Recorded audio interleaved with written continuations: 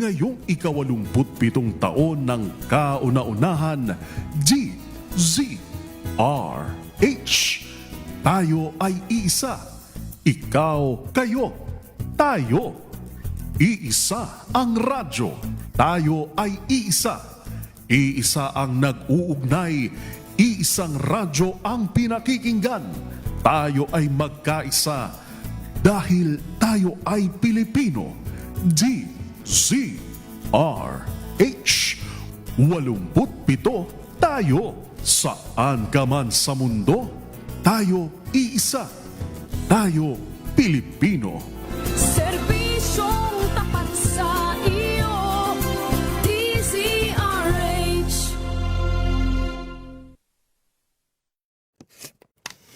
Dulot na matinding takot at kaguluhan sa San Jose National School, Tacloban City matapos maganap ang isang insidente ng pamamarit.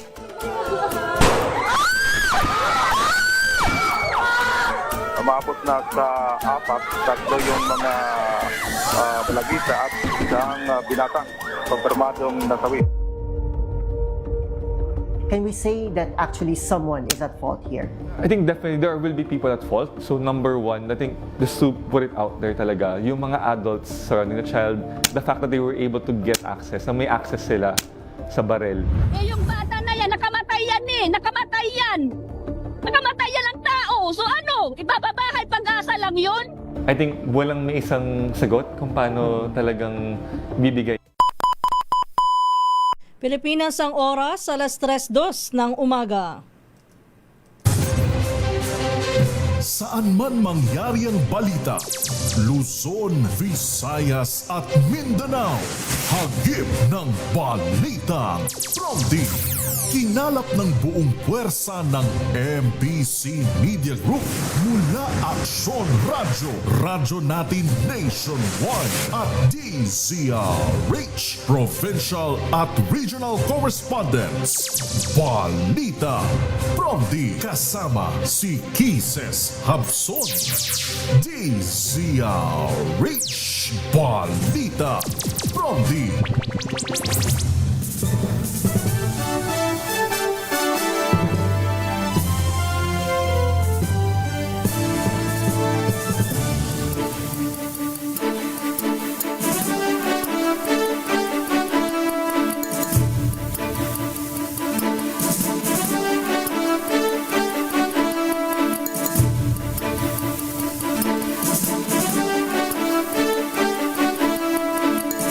Magandang umaga Luzon, Visayas, Mindanao, Pilipinas. Ito po ang balitang Promdi ngayong araw ng Biyernes, August 7, 2026. Sa ating headlines, Balitang Promdi. 6 patay sa pananalasa ng Tropical Depression Maymay at Habagat. Balitang Promdi. Dami ng mga Pinoy na walang trabaho noong Hunyo na dagdagan pa. Balitang Promdi. Halaga ng produktong petrolyo nagbabadyang bumaba sa susunod na linggo. Balitang Promdi. Mga pagdinig sa panukalang buwagin ang system loss charges sa kuryente, pinamamadali na ng House leadership. Balitang Promdi. Business tycoon Enrique Razon, tinanghal na pinakamayamang tao sa Pilipinas ngayong taon. Balitang Promdi. Lalaking pinagselosan na pinatay, sinunog sa sasakyan sa Bulacan. Balitang Promdi. Yan ang ulo ng ating mga balita. Kasama niyo po ang inyong lingkod, Kisas Habson, para sa DZRH, una sa Pilipinas, una sa Pilipino. At ngayon sa detalye ng ating mga balita.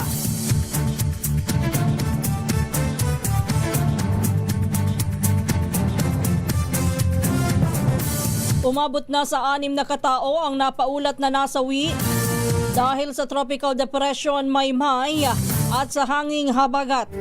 Ayon sa Philippine National Police, kabilang dito ang tig-2 namatay sa pagguho ng lupa sa Rizal at sa Benguet, at ang 2 bagong biktima ng pagkalunod sa Region 1. Nakilala ang isang 45 anyos na nasawi sa drowning incident sa La Union, habang ang 54 anyos naman ay biktima sa Alaminos, Pangasinan. Nauna rito'y 2 cook ang natabunan ng lupa sa isang bulaluhan sa La Trinidad, Benguet. kahapon ng umaga. Habang magkapatid naman ang biktima ng rock slide sa Rodriguez, Rizal. Dagdag ni Colonel Alan Reyco, at tagapagsalita ng Philippine National Police. Batay sa kanilang monitoring, higit 3,000 na katao ang nasa evacuation centers pa hanggang sa mga oras na ito. Sa hiwalay na panayam, sinabi naman ng Office of Civil Defense na hamon sa otoridad ang lawak ng epekto ng bagyo. Bukod sa Northern Luzon, nakitang marami ring naapektuhan sa gitnang Luzon, Bicol at Zamboanga Peninsula, habang kasama rin sa mga sa may casualty ang Rizal. Balitang from the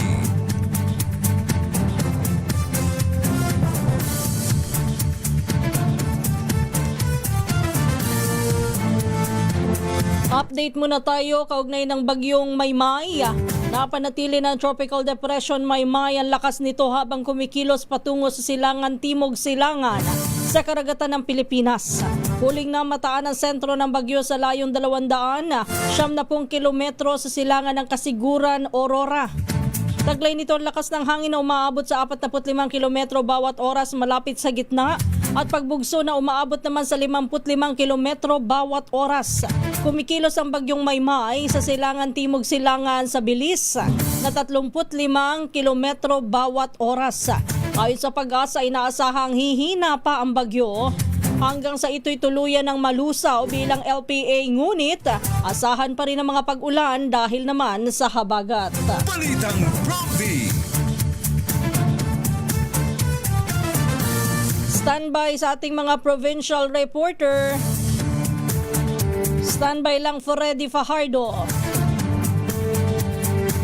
Nag-anunsyo na ng suspensyon ng klase ang ilang local government units para ngayong araw ng Biyernes sa August 7 dahil sa inaasahan na masama pa ring panahon na dulot ng epekto ng Tropical Depression Maymay at ang pinalakas na southwest monsoon o habagat. Kabilang po sa mga nag-anunsyong LGU na wala hong klase o kaya naman po'y walang face-to-face classes ngayong araw. Unahin ho natin sa lalawigan ng Bulacan. Kabilang po dito yung Bulacan. Wala hong face-to-face classes. Gayon din ang Malolos City, Plaridel, San Rafael at Santa Maria.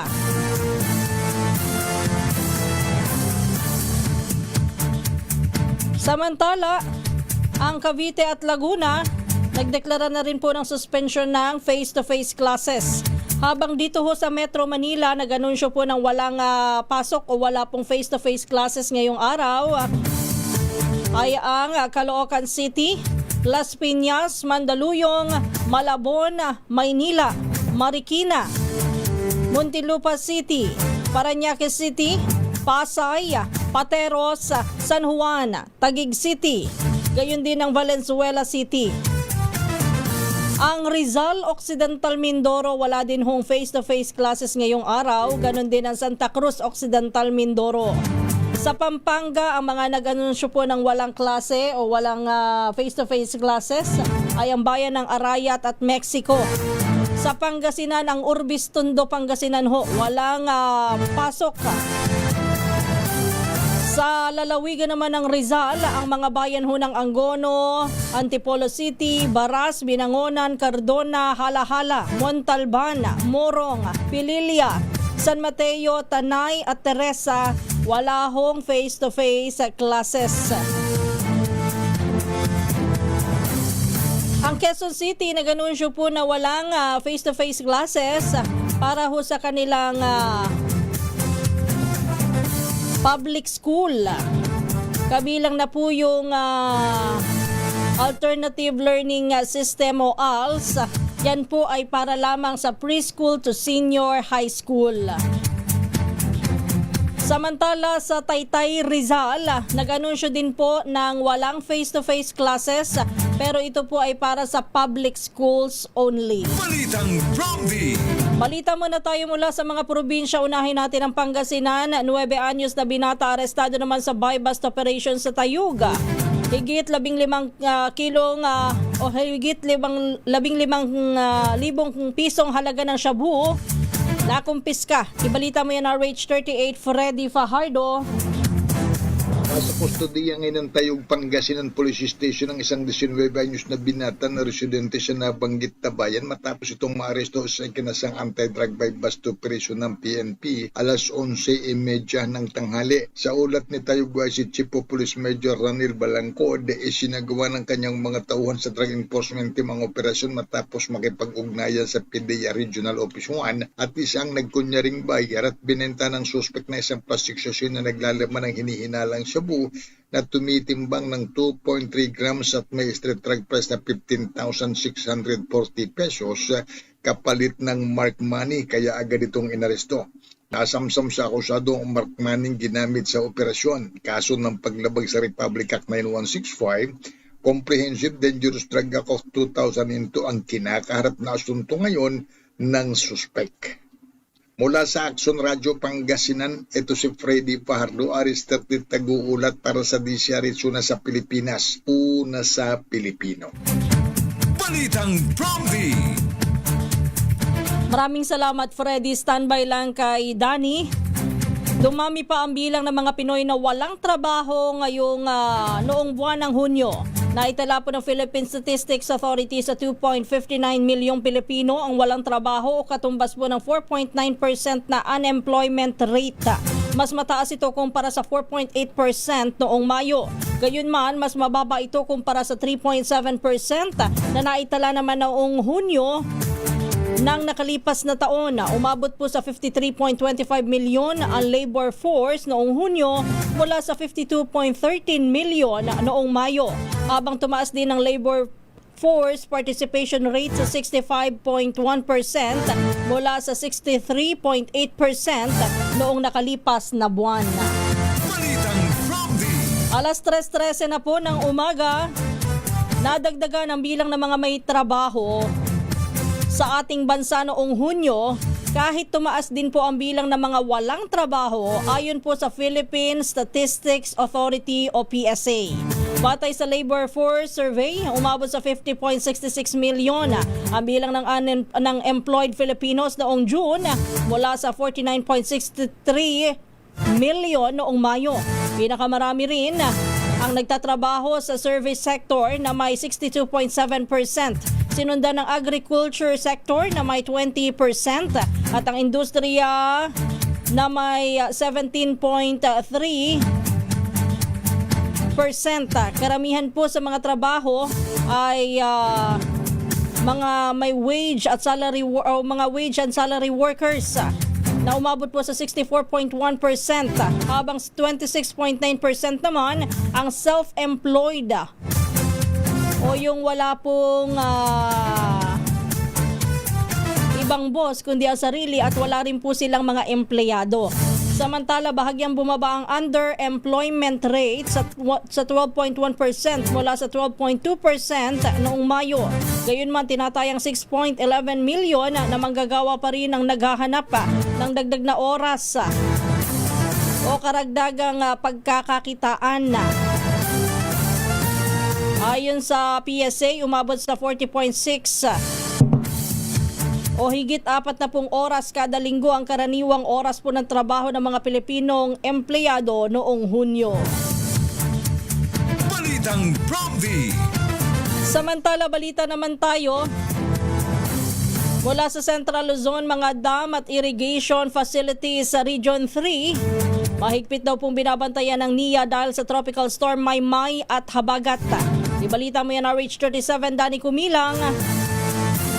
Mahigpit na minomonitor ng National Irrigation Administration NIA Region 3 ang lahat ng major dams at irrigation facilities sa Central Luzon upang matiyak ang kaligtasan ng publiko sa gitna ng epekto ng tropical storm Maymay at Habagat.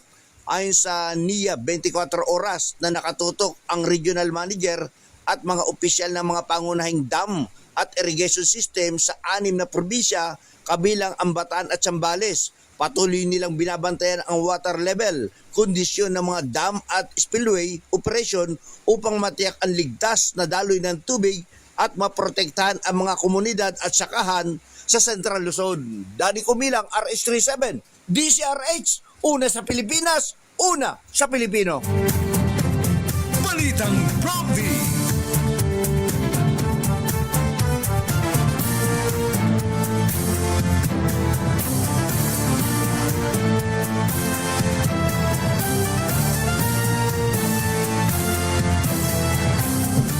Pilipinas ang oras, alas 3:16 na po ng umaga. Standby lang, Rex. Malakas naman po ang tsansa na bumaba ang presyo ng mga produktong petrolyo sa susunod na linggo. Yan ay dahil sa patuloy na pagbaba po ng world crude prices hanggang sa ikatatlong araw ng trading ngayong linggong ito. Mula August 3 hanggang 5, ang halaga po ng diesel ay bumaba ng 4.40 o 4 pesos and 40 centavos kada litro, samantala 4 pesos and 70 centavos naman sa gasolina at 4 pesos and 80 centavos naman na pagbaba sa halaga ng kerosene kada litro. Batay sa pagtaya ng oil industry sources, inaasahan na magtutuloy-tuloy. Very good. Ang price reduction hanggang sa huling 2 araw ng trading dahil sa pag-improve ng sitwasyon sa gitnang silangan. Sana nga ho, tsaka kung ganito ho ang pagtaya, ng pagbaba sa world market, higit na 4 na piso at inaasahan po na sa susunod na 2 pang trading ay magtutuloy-tuloy. So, dapat ang aasahan natin sa mga oil company, sakaling maging ganito nga sa mga susunod na araw at sa susunod na linggo ay nasa 4 na piso ang magiging rollback. Balitang Prompty. Samantala, higit kalahating milyong pisong halaga naman ng seasoning na recover naman sa lungsod ng Bacolod. Ibalita mo yan, RH46 Rex Cantong.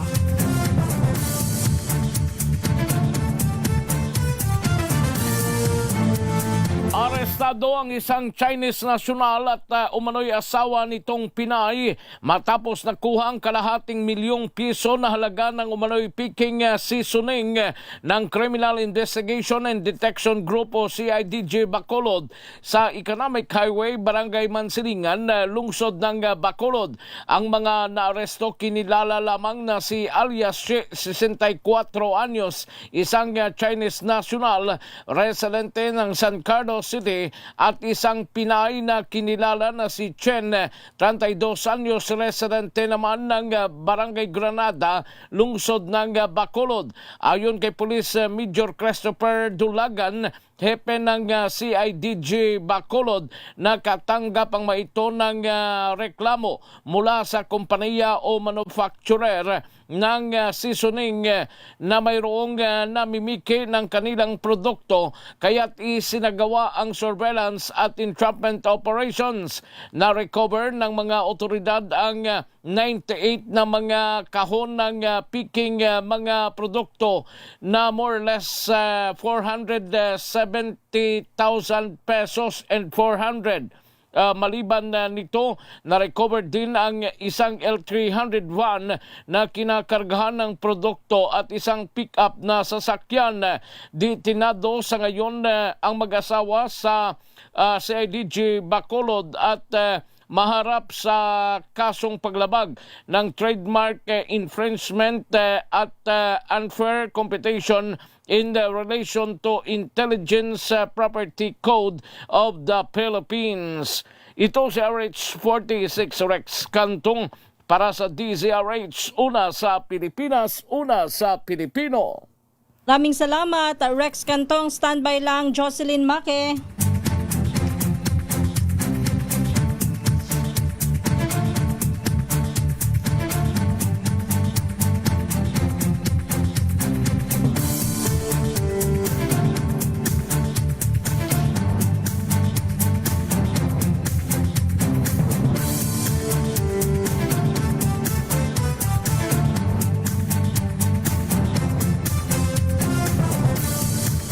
Samantala, sa pagpapatuloy pa rin ng ating mga balita, Nananawagan naman ng agarang reforma sa sektor ng enerhiya si Quezon City 5th District Representative Patrick Michael Vargas upang maibaba ang singil ng kuryente at wakasan na ang hindi makatarungang bayarin sa mga consumer. Sa kanyang House Bill 10306, amyendahan ng Electric Power Industry Reform Act o IPIRA upang hindi na ipasa sa mga buwan ng bill ang mga non-technical losses o mga lugi dulot ng pagnanakaw ng mga kuryente at kapabayaan. Isinusulong din ang panukalang pag-amyenda sa system law sa CAP upang tiyakin na hindi lang papalitan o iibahin ang pangalan ng system laws para matuloy o para patuloy na maikarga sa mga consumer. Ayon kay Vargas, suporta rin ito sa direktiba ni Pangulong Ferdinand Marcos Jr. sa kanyang sona na maibaba ang singil sa kuryente at mapabuti ang sektor ng enerhiya sa bansa. Balitang Prompting. Samantala sa oras na alas 3:21 na po ng umaga, standby lang sa ating next reporter kay Jocelyn Maque. Samantala naghain din si Bulacan 6th District Representative Salvador Cadar Plato ng House Bill No. 10311 na naglalayong ipagbawal ang paniningil ng system loss charges sa mga consumer ng kuryente. Alinsunod dito sa naging utos ni Pangulong Ferdinand Marcos Jr. sa kanyang State of the Nation address. Ayon kay Plato, hindi dapat na ipasa sa mga mamimili o consumer ang gastos na dulot po ng pagkalugi sa distribution ng kuryente. Anya mga technical losses tulad ng lumang linya at sirang pasilidad, gayon na din ang non-technical losses gaya ng nakaw na kuryente. Illegal na koneksyon at maling pagsingil ay dapat sagutin ng mismong mga distribution utility bilang bahagi po ng kanilang negosyo. Sinabi pa ng kongresista na ang kasalukuyang sistema ay nagiging dahilan upang ang mga consumer ay magbayad hindi lamang sa kanilang aktual na konsumo kundi maging sa mga kakulangan at operasyon ng mga electric utility. Sa ilalim ng panukala ni Plato, hindi na maaaring ipataw sa mga end user ang system loss charges. Sa halip, inatasan din ng mga distribution utilities na pagandahin ang kanilang serbisyo sa pamamagitan ng modernisasyon ng pasilidad, mas maayos na maintenance at pagpapatibay ng kampanya laban sa nakaw na kuryente. Ayon pa kay Congressman Plato, layunin din po ng panukala na maprotektahan ang publiko laban sa hindi makatarungang singil sa kuryente at matiyak na mas mahusay ang maaasahan at makatarungan ang serbisyo para sa lahat. Samantala, sa hearing ng House Committee on Energy na pinamumunuan ni Congressman Jose Alvarez, kaugnay po ng panukalang alisin na nga ang system loss charges, sinabi din ni Plato na sakaling mawala na ang system loss charges, dapat ay matiyak ng Department of Energy na hindi ito ililipat lang o itatago lang ng mga distribution utilities at electric cooperative. Ito pong system loss charges sa ibang anyo o sa ibang bahagi ng singil sa kuryente pero patuloy pa rin na ikakarga sa taong bayan. Alas 3:24 na po ng umaga, puntahan natin ang Western Visayas. Police Regional Office 6 Naaresto na daw po ang lahat ng top 10 most wanted person regional level. Ibalita mo yan, Jocelyn Maque ng Action Radio Iloilo. Tinuturing na malaking tagumpay ng Police Regional Office 6 ang pagka-aresto at pagsuko ng lahat ng top 10 regional level most wanted persons sa Western Visayas sa loob lamang ng 4 na araw mula August 1 hanggang August 4 dahil ito sa sunod-sunod na operasyon na isinagawa sa iba't ibang bahagi ng rehiyon sa pamamagitan ng pinaigting na intelligence gathering, surveillance, target profiling, manhunt operations at koordinasyon ng mga operating unit at iba pang katuwang na ahensya. Karamihan sa mga naaresto ay nahaharap sa mabibigat na kaso kabilang ang murder, rape, sexual assault at iba pang paglabag sa batas. Ang ilan ay naaresto sa bisa ng mga warrant of arrest habang ang iba naman ay voluntaryong sumuko dahil sa patuloy na pagtugis at pakikipag-ugnayan ng mga otoridad sa kanilang pamilya at komunidad. Mula sa Action Radio Iloilo, ito si Jocelyn Maque para sa DZRH, una sa Pilipinas, una sa Pilipino. Balitang Prompting. Maraming salamat, Jocelyn Maque. Standby lang, Jimmy. Nanguna naman sa listahan ng Forbes Philippines 50 Richest para sa 2026 ang negosyanteng si Enrique Razon Jr. Ito po ang unang pagkakataon na umakyat sa pinakamataas na pwesto si Enrique Razon Jr. Tinatayang umabot sa 21.8 bilyong dolyar ang kanyang net worth. Halos doble kumpara sa 11.5 bilyong dolyar noong nakalipas na taon. Nalampasan ni Razon ang siblings, yung magkakapatid na mga tagapamana po ng SM Group na pumangalawa sa listahan ng may tinatayang $9.2 billion na yaman. Pumangatlo naman si San Miguel Corporation President at CEO Ramon ang na may 3.5 bilyong dolyar. Ang mga sumunod naman po sa listahan ay si Lucio at Susan Co ng Pure Gold. Pumanglima naman po si Isidro Consunji and siblings ng DMCI Holdings. Kasama rin po sa top 10 si Lucio Ta ng LT Group, 2.9 billion pesos. Jaime Sobel de Ayala and family, 2.8 billion pesos. Ke Ascona and family ng Mercury Drug, 2.9 billion pesos. Si dating Senador Manuel Villar, 2.4 billion pesos. At ang T siblings o magkakapatid na T, 2.3 billion dollars pala, no? Ayon sa Forbes, bumaba sa 79 billion dollars ang pinagsama-samang yaman ng mga pinakamayayamang Pilipino o yung top 5 na pinakamayayamang Pilipino mula sa dating 86 bilyong dolyar noong nakaraang taon. Bunso dito ng epekto ng sigalot sa Iran, pagtaas ng inflation at paghina rin po ng halaga ng piso.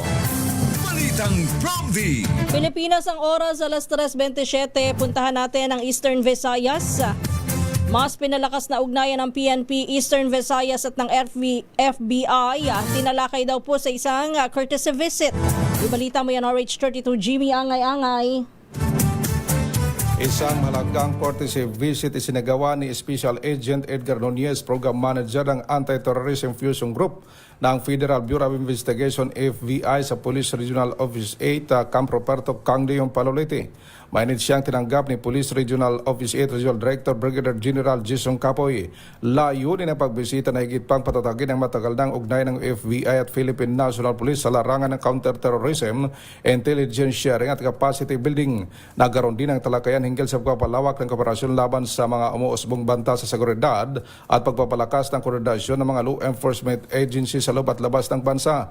Ayon kay General Capoy, naturang aktibidad ay patunay ng kanilang patuloy na pagkipagtulungan sa mga lokal at international na katuwang upang mapanatili ang ligtas, panatag at matatag na Eastern Visayas.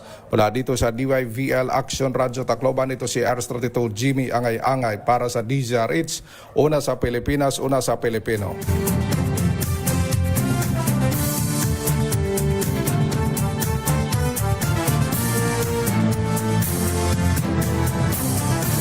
Samantala, ipinauubaya na ng Malacanang sa Office of the Ombudsman kung kailangan na isailalim sa preventive suspension si Health Secretary Jose Pujalte Jr. matapos na makasuhan ng graft. Ayon kay Palace Press Officer Claire Castro, saklaw ng Ombudsman ang pagdedesisyon kung kinakailangan ng preventive suspension upang mapabilis ang investigasyon. Samantala, sinabi ni Pujalte na handa siyang makipagtulungan sa anumang investigasyon at magsumite ng lahat ng kinakailangan dokumento. Inakusahan ng kalihim ng paglabag sa Anti-Graft and Corrupt Practices Act. Matapos umanong ipahinto ang procurement ng 3 bilyong pisong halaga ng tuberculosis medicine ngayon taon. Gayunman, itinanggi po ni Pujalte ang paratang at iginiit na ang pagsusuri sa naturang procurement ay bahagi lamang ng due diligence upang matiyak na legal, transparent at makabubuti sa mga pasyente ang pagbili ng mga gamot. Ayon pa sa kalihim, hindi dapat na madaliin ang pag-aproba ng isang 3 bilyong pisong proyekto dahil pondo ito ng taong bayan at nakasalalay dito ang kaligtasan ng mga pasyente. Balitang Promdi. Formal naman na hiniling ng pamahalaan ng Estados Unidos sa Pilipinas ang extradition kay Kingdom of Jesus Christ founder Apollo Kibuloy. Ito'y upang harapin ang mga kasong isinampa laban sa kanya sa Amerika, kabilang na po ang child sex trafficking at fraud. Ayon kay Philippine Ambassador to the US, Jose Manuel Babe Romualdez, ipinadala ang kahilingan noong July sa pamamagitan ng Department of Foreign Affairs na nag-forward nito sa Department of Justice. Gayunman, sinabi ng abogado ni Kibuloy na si Attorney Israelito Terion, wala pa silang natatanggap na opisyal na abiso kaugnay ng extradition request kaya hindi pa sila makapagbibigay ng buong komento. Ayon pa kay Terion, maaari umanong maantala ang extradition dahil sa kinakaharap naman na kasong kriminal ni Kibuloy sa Pilipinas. Paliwanag pa nito, pinapayagan po sa extradition treaty ng Pilipinas at Estados Unidos na ipagpaliban ng extradition habang may nakabinbin pang kaso sa ating bansa. Samantala, sa panig naman ho ng Department of Justice, sinabi nito na wala pa itong opisyal na natatanggap na extradition request na inendorso po ng DFA. So, DFA, merong nagsalita na sa DFA yung ang sabi po ni Ms. Annalyn ay naibigay na o na-endorso na sa DOJ, pero bakit pagdating sa DOJ ay wala pa daw? Balitang Bromby. Alas 3:32 ng umaga, hinamo naman ni Vice President Sara Duterte si Defense Secretary Gilbert Teodoro na pangalanan ng mga opisyal ng pamahalaan na umano'y kumakampi sa China sa mga usapin sa West Philippine Sea. Sa isang panayam sa Davao City, sinabi ni Duterte na hindi sapat ang paglalabas ng pahayag nang hindi tinutukoy kung sino-sino ang mga opisyal na kanyang tinutukoy. Ayon sa Vice Presidente, hanggat walang inilalabas na listahan ay maaari umanong mapaghinalaan kahit pa si Pangulong Ferdinand Marcos Jr. Nauna nang sinabi ni Teodoro na dapat ay magbitiw sa pwesto ang mga halal na opisyal na sumusuporta sa posisyon ng China dahil nanumpa sila na ipagtatanggol ang konstitusyon at ang soberenya ng Pilipinas. Balitang Bromby. Balita naman tayo mula sa Northern Samar. Mga sundalo mula sa unit ng 78 IB Northern Samar nagpahayag daw po ng patuloy na suporta sa mga programang pang-edukasyon, partikular sa malalayong mga paaralan sa probinsya. Ibalita mo yan na Rich 34 Jane Galit Bantayan.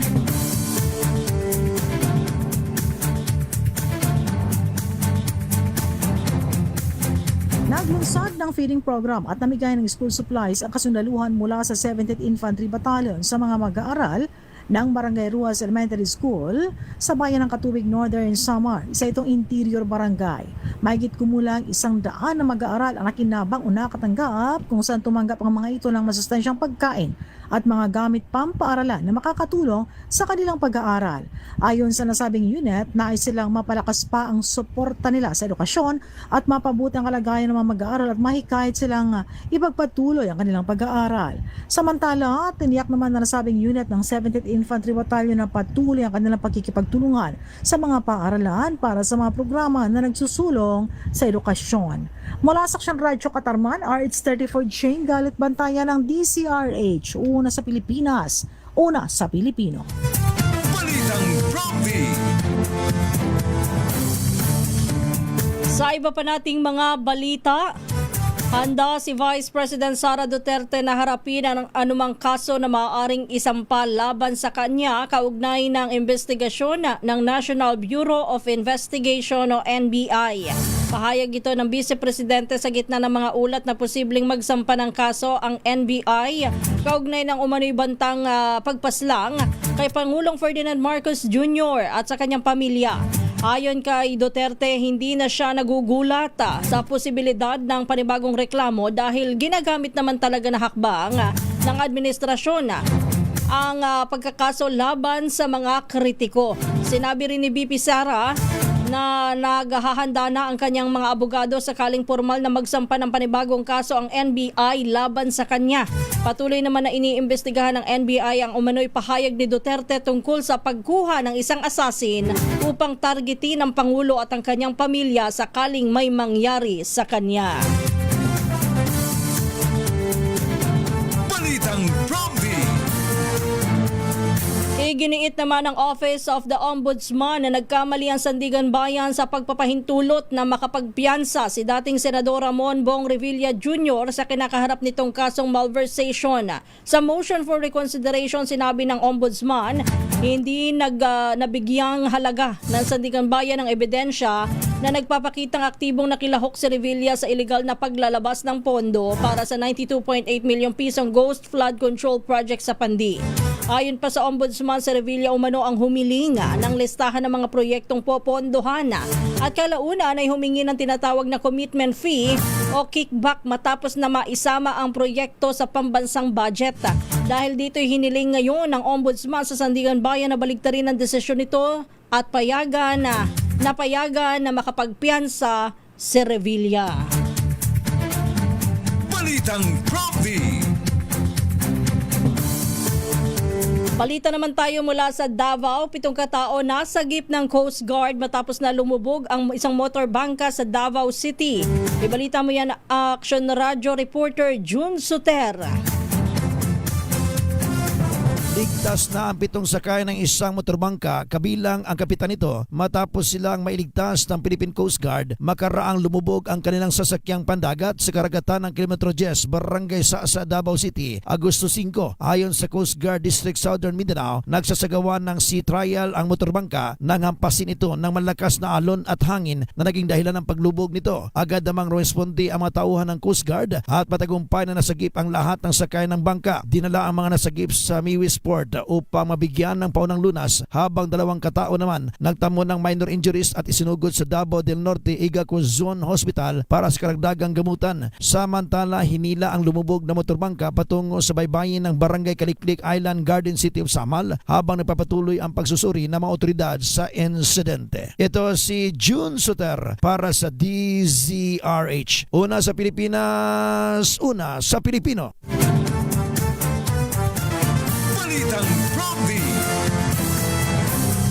Alas 3:37 na po ng umaga, mahigit 1.1 bilyong pisong halaga ng flood control project sa La Union at Pampanga ang kini-question ngayon matapos ang malawakang pagbaha na idinulot ng Bagyong Luis.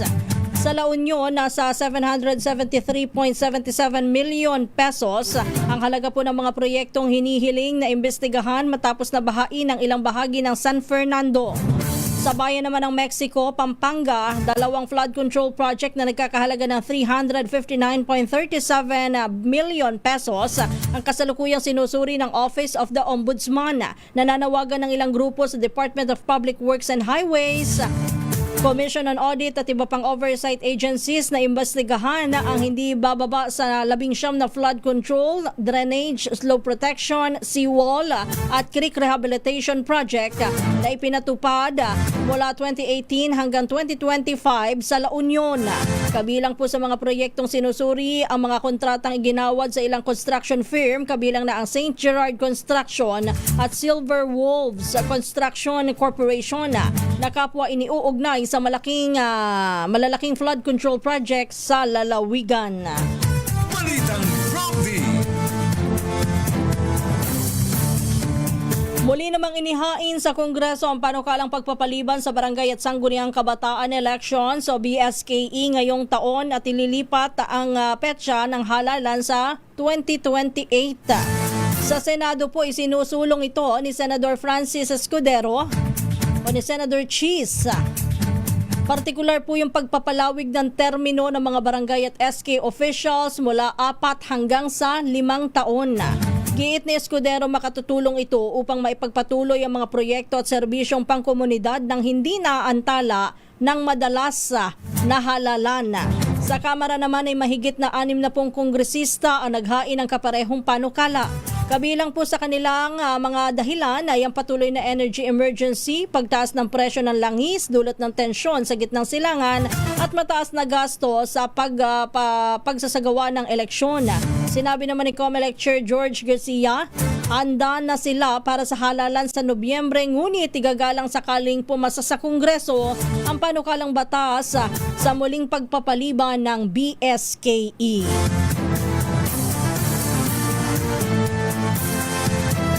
Natagpuan naman ng pulisya ang isang bangkay ng lalaki sa loob ng nasunog na kotse sa Giginto, Bulacan noong August 4.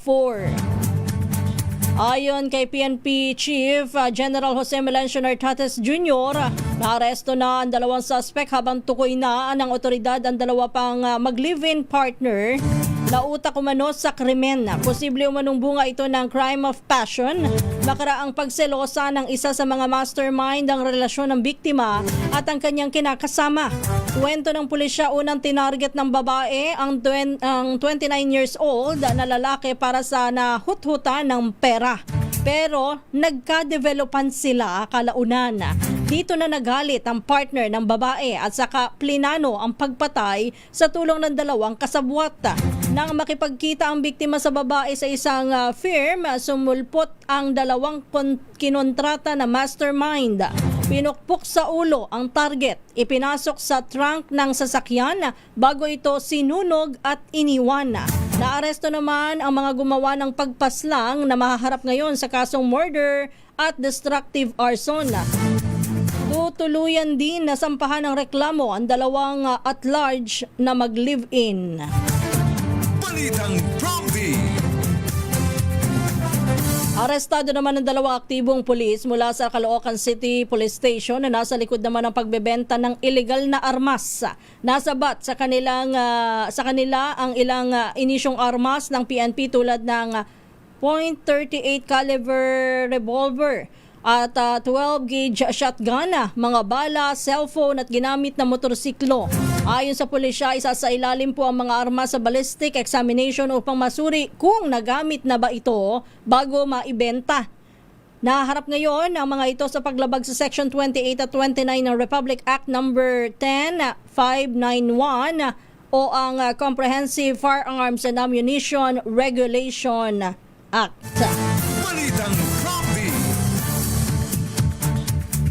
Pilipinas ang oras, alas 3:42. Diyan na po nagtatapos ang ating balitaan dito po sa Balitang Prompty. Tayo ay dadako na sa pangalawang bahagi ng ating programa. Balitang Prompty.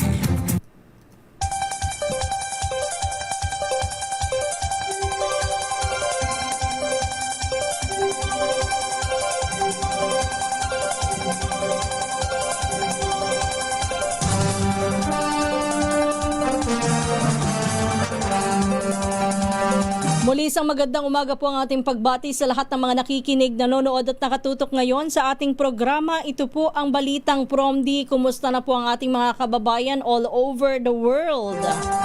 Sana po ay nasa mabuti kayong kalagayan, lalo na ho yung mga nandito sa Pilipinas na naapektuhan ng mga pag-ulan, bunsod ho ng habagat. Actually, ito po ay habagat na at hindi na yung tropical depression na Maymay. Tsaka alam natin na anytime soon o ba possible ngayong araw na ito ay tuluyang malusaw ang bagyong Maymay. Pero ang nakaka-apekto ho ng matindi sa ating bansa na nagiging dahilan ng walang pasok, nagiging dahilan po ng mga pagbaha, rock slide, landslide ay ito pong habagat. O kaya ingat ho tayong lahat ha. At sana naman, ang sabi ko nga ay sana naman ay sa Angat Dam bumabagsak. Ang dami ho ng tubig na ibinabagsak po nitong sama ng panahon na nararanasan natin sa panahon ngayon. Pero ang good news, sabi ho kahapon ng Pag-asa, nasa 7 meters yata yung itinaas ng Angat Dam. Magandang na po yun, development, lalo na sa panahon na puro pagsadsad yung ating naririnig na sumasadsad o halos sa mababa na sa critical level itong Angat Dam. Para po sa atin yan. Anyway, doon sa ating mga kababayan ho ha, muli kanina meron tayong mga inanunsyo po na walang pasok ngayong araw na ito. Kaya stay safe na lamang po sa ating mga bahay at kung sakasakali hong may lakad at hindi naman importante, ipagpaliban na lamang, lalo na at ganito po ang klase ho ng ating panahon na hindi mo maintindihan. Naalala ko tuloy, sabi ng mga lalaki, yung panahon, yung bagyo, para ikang babae. Hindi mo maintindihan pa bago-bago.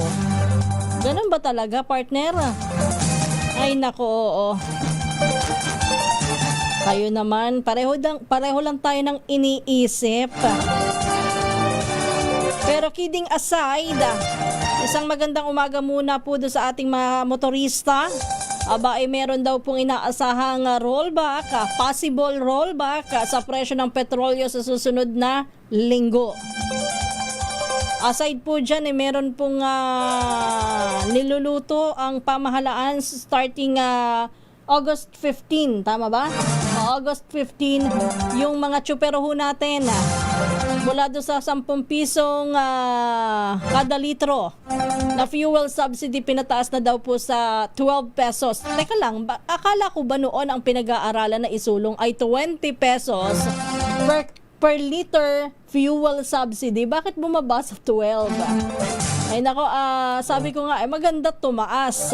Pero ang tanong, masisiyahan ba yung ating mga tsuper? Kasi baka mamaya, hindi na naman sila satisfied. Bakit? Sabihin nila, ang kulang, ang liit.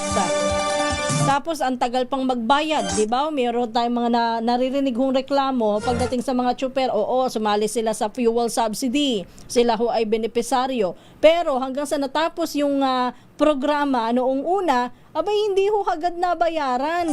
Kaya nga ho yung mga yan ay namumuhunan ay para ho sa kanilang pamilya, para may makain. Mahirap naman hong kainin yung pangako lang. Kailangan, ora-orada, nandyan na.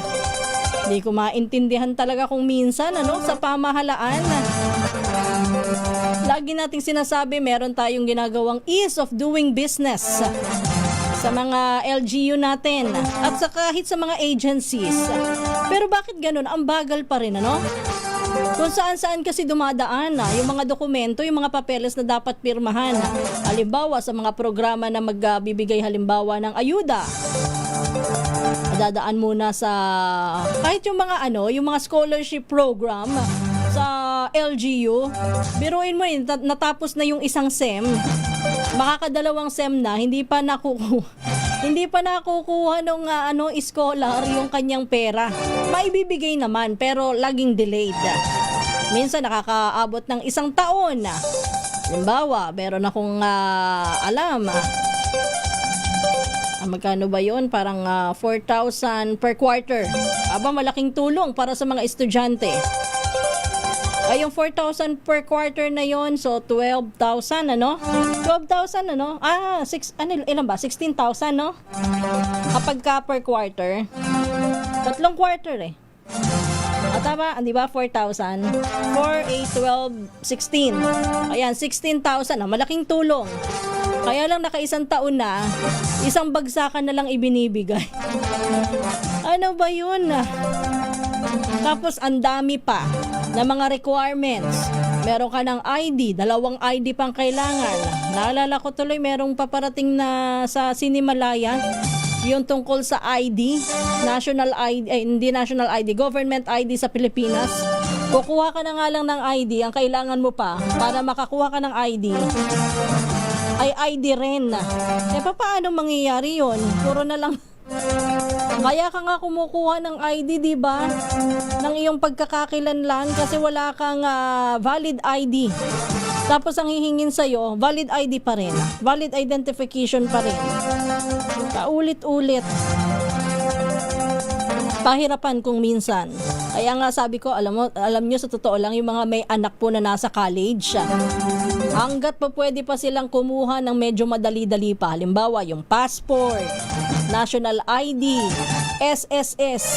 Hanggat estudyante pa po, kumuha na. Mas madali hong mag-present po ng mga requirements kapag ka estudyante ang kukuha. Kaysa kapag ikaw ay nagtatrabaho na, mas marami ho ang hinihingi sa inyo. Yan ang payo ko kahit sa mga anak ko. Ngayon pa lang, kumuha na kayo ng mga valid ID. Bukod sa natututo kayong makipagtransaksyon sa gobyerno, mas madali pa kayong makakakuha sa panahon ngayon. Dahil kayo ay hindi pa nagtatrabaho, dahil kayo ay estudyante pa. Anyway, good morning kay Amoroso Glenn. Teka, kanina meron akong nabasa dito. Gusto kong batiin. Baka mamaya ay yung nasa Japan. Ano nga ba pangalan nung nasa Japan na yon? May pinapabati siya eh.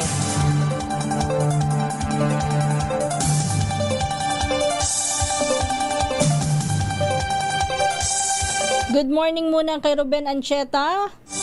Lagi daw nakikinig ang Ancheta family. Mula po dyan sa Geset, Bugalyon, Pangasinan. Binabati rin po natin ang isang magandang umaga. Happy viewing, happy listening. Sir Bentong, ano ba yung mga pinag-uusapan yung luto-luto na yan? Ayan si Kaloy. Sabi niya, si Kaloy daw ay nasa Japan.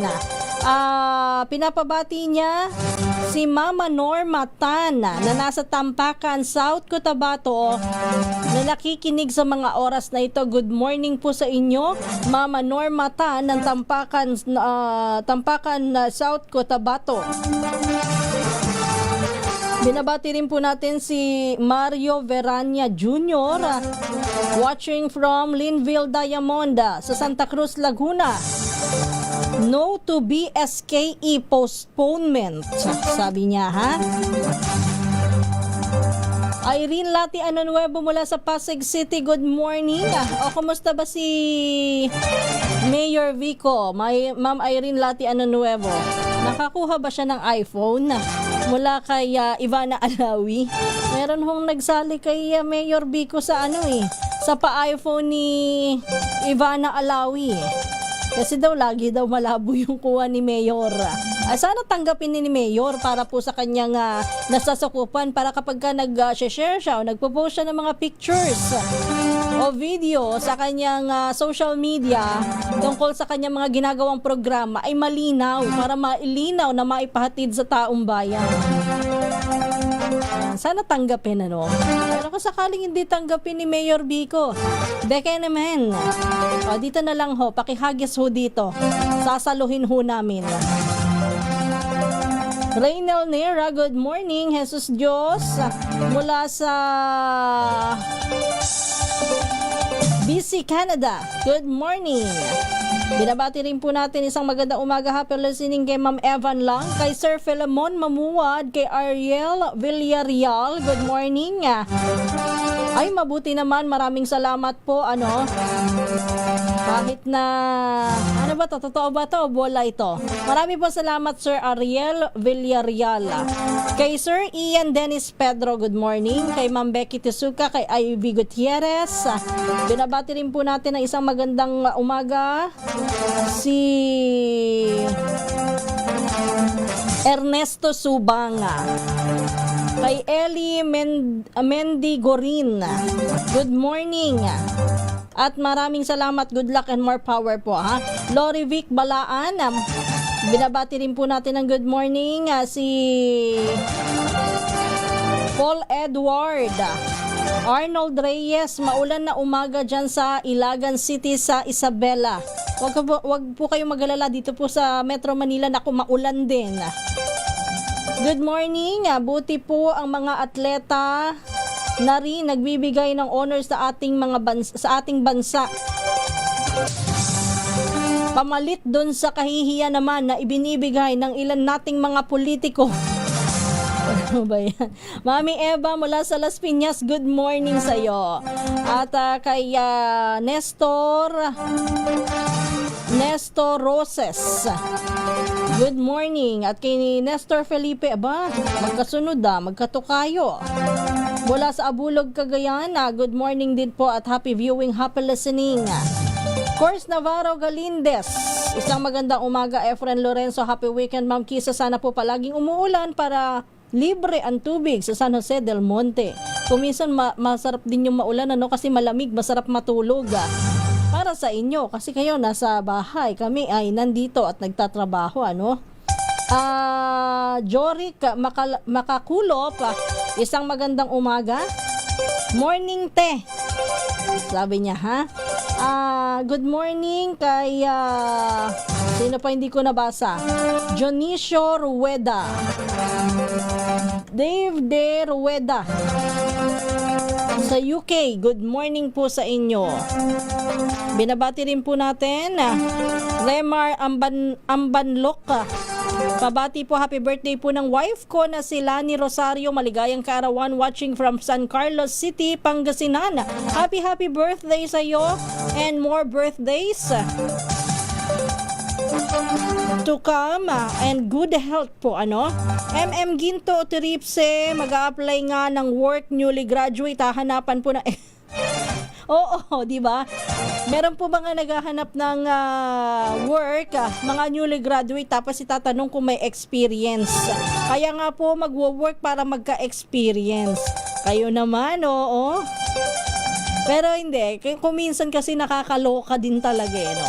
Mag-a-apply ka ng ID, ang kailangan mo ID. Maghahanap ka ng trabaho, hahanapan ka ng experience. Pero kung minsan, pwede naman kasing add-on na lang yun. Add-on, meron akong skills, ako ay naka-experience na ng ganito, ganyan. Hindi, basta hindi lang kumbaga strictly required. Hindi naman sana ganoon. Kumbaga add points lang. Pwede na yon. Susan Bax mula sa Antipolo City, good morning. At kay Jim Olier, yon. Mauro Junas Peliaga, Reunion Terenal Jonathan mula sa Lukban. Oy, do sa ating mga kababayan, Maridel Makaya Furukawa, Senyorico Elgarico, Celso Arreglado Cosico. Sa mga hindi ko po nabat, nako, pasensya na, pero tayo po ay oras na para magpaalam. Pero bago ang lahat, advance happy birthday muna kay Sir Angel Palmones. Magdiriwang ng kaarawan. Bukas. Tama, bukas, di ba? Ano ba bukas? August 8. Happy birthday. Anyway, ito po ang Balitang Promdi. Maraming salamat po sa inyong lahat. Hanggang sa susunod na linggo po. Ito po ang inyong lingkod, Kisas Habson.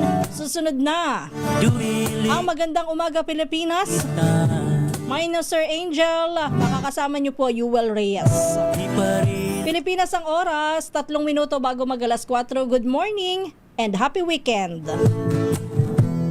Pag-igawa sa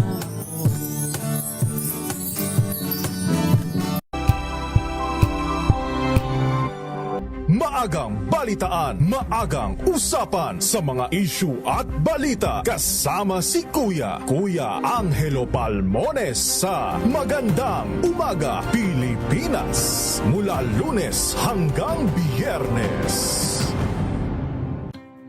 Better News. Una sa Pilipinas, una sa Pilipinas. NBS, Trending and Battle Show. Nakahandang sa ating balitan, mga kaibigan, sa Rapido Hotdog Public Service Hour. Siyempre pa, una sa Pilipinas. Yan ang kabuhanan din palatuntunan ng break time. Sabay nyo na po ang mga balita at talakayan sa Balansyado. Maraming Mga balitang gigising sa inyong umaga. Mga balitang kailangan mong malaman. Mapapakinggan sa ACS Balita sa 2x2. Kasama sina Anthony Taberna at Jerry Baha. Lunes hanggang Biyernes.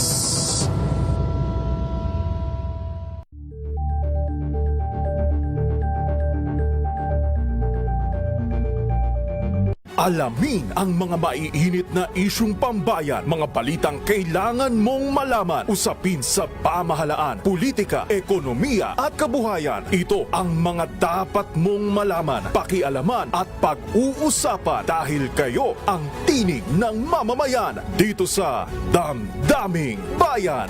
Live sa DZRH Radio, DZRH TV at DZRH Digital. Kasama sina Lakay, Deo Macalma at Elaine Apit. Araw-araw, Lunes hanggang Biyernes. Damdaming Bayan.